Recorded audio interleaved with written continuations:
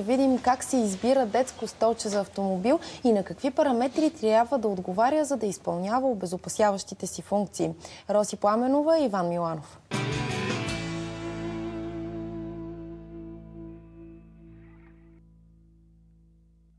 Здравейте, до мен е Иван Миланов. Той е специалист по избор на ето тези детски столчета за автомобила. Нека да започнем от там. Когато идват при вас родители и се консултират, какво ви питат първо? Питат не най-вече кое е подходящо столче за тяхното дете. От мен се очаква да им дам правилен съвет, да ги науча как да го използват правилно и да им кажа дали е подходящ съответно за техния автомобил. Защото това е едно от най-важните неща при избора на детско столче. Да бъде използвано правилно, да пасва автомобила на хората, не толкова цената. Важна сигурно и възрастта на детето, дали е бебе, дали е детенце. Кои са седалките за бебе? Нека да започнем от това. Първо това са бебешките кошници. Те са подходящи от раждането на детето до около 13 кг.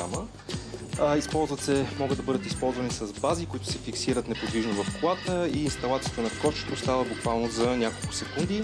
Тези кошници също така могат да бъдат използвани и върху детски колички, за да може да не се буди детето, ако е заспало, когато се слагат в количката. Какво ги прави сигурни? Сигурни ги прави самия факт, че са обърнати обратно по посока на движението.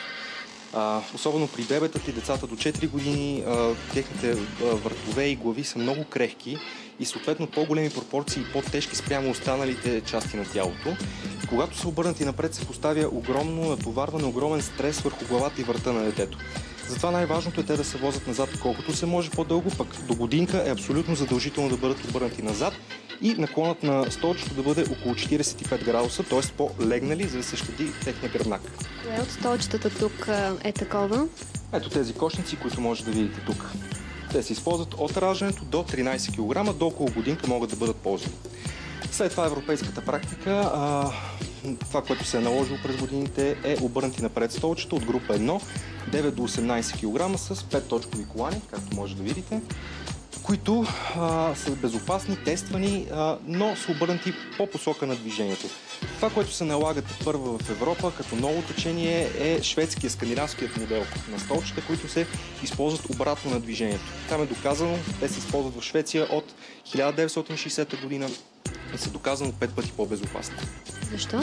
Защото детето се вози с гръб по посока на движението и главата, врата и гръбнака се държат на една права линия и при един челен удар при инцидент отпред, детето е защитено от самата структура на седалката. Тоест, когато обърнато напред, 5-точковите колани държат правилно тялото, гърдите на детето ги държат обезопасени, но когато съответно има удар отпред, главата се изхвърля силно напред, защото няма какво да държи нея и поставя крехките вратлета на децата под огромно напрежение.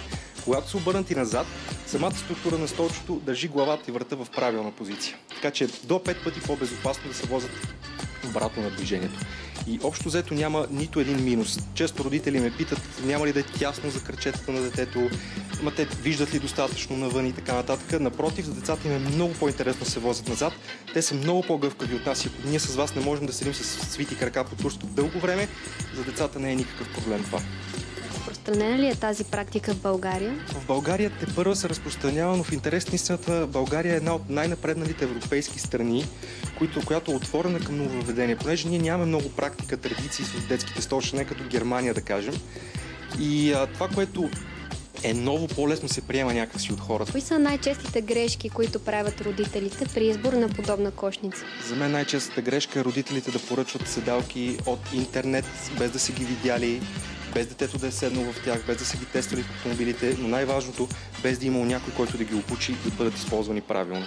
Защото обучението е важно. При инсталацията на детска седалка с колан на автомобила, процентът на грешка стига до 80-90%, когато хората не са обучени. И това е огромния риск, освен да кажем, че човек може да прочете опътването внимателно и ако дали има техническа насоченост, може да се опита да го инсталира столчно. Тогава пък идва проблема дали ще пасне в неговия автомобил. Самата геометрия на автомобилната седалка може да се различава от столчето много и да не може да се получи добър контакт. Така че най-важното е хората да тестват и да изискват да бъдат обучени правилно да използват столчето, защото независимо колко е скъпо, колко тестове е минало отлично това столче, ако не се използва правилно, абсолютно безмислено. Тук е и вашата функция да ги посъветвате. Безспорно. Аз изкарвам средно между 2 и 4 часа с клиенти, обучавайки как да го използват столчето, докато се убедят, че те те могат да го инсталират като мене поне или даже по-добре. Добре, коя е най-сложната част от инсталацията на това столче? Най-сложната част от инсталацията е самото прекарване на колана и самото затягане на колана. Често родителите просто прекарват автомобилния колан през процепите на седалката, където е оказано, но след това не го стягат достатъчно правилно, да кажем. Може ли да покажем сега на нашите зрители как правилно трябва да се инсталира едно такова столче? Може, разбира се, но ще ни трябва автомобил за тази цел.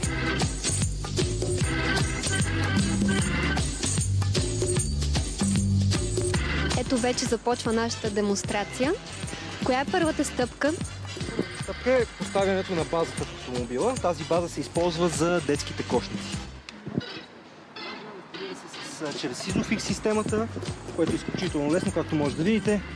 Просто се натиска в куките на автомобила, се използва. После се пуска подпорното кръче, ето по този начин, което дава една стабилност при странични и при челни удари.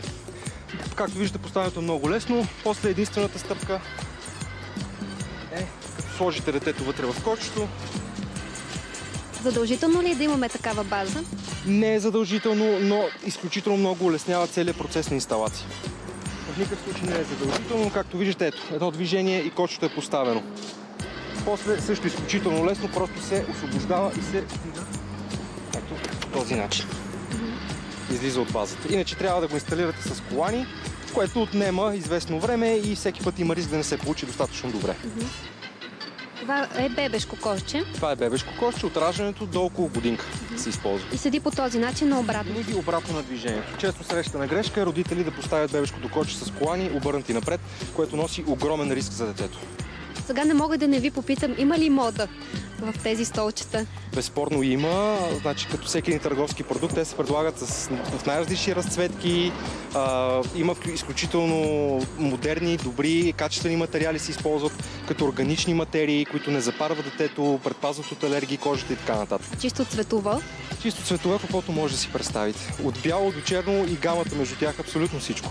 Ето го и примера на обърнато назад столче, което може да се използва от около 9 месеца до цели 6-6,5 години, което е нещо наистина непознато на нашия пазар. До сега хората са свикнали да използват столчета с 5-точкови колани до около 4 годишна възраст, но тук наистина от една страна позволява на детето да използва 5-точковите колани още 2 години и повече и едновременно да се вози обърнато обратно на движението. Както виждате, има място за крачета достатъчно, децата виждат целият трафик около тях, гледат назад и им е много интересно. Това са вече две експлоатирани столчета. Това са две много експлоатирани столчета, които са не само столчета, но и маса за хранене, за игра, абсолютно всичко. А когато се изцапат, могат ли да се почистват лесно? Каква е материята? Да, абсолютно. Материята се сваля, изключително лесно е и могат да се перат в пералня на 30 градуса с малко препарат. Единственото, което не могат, почти никоя материя не може да минава през сушилния, понеже ще се свие.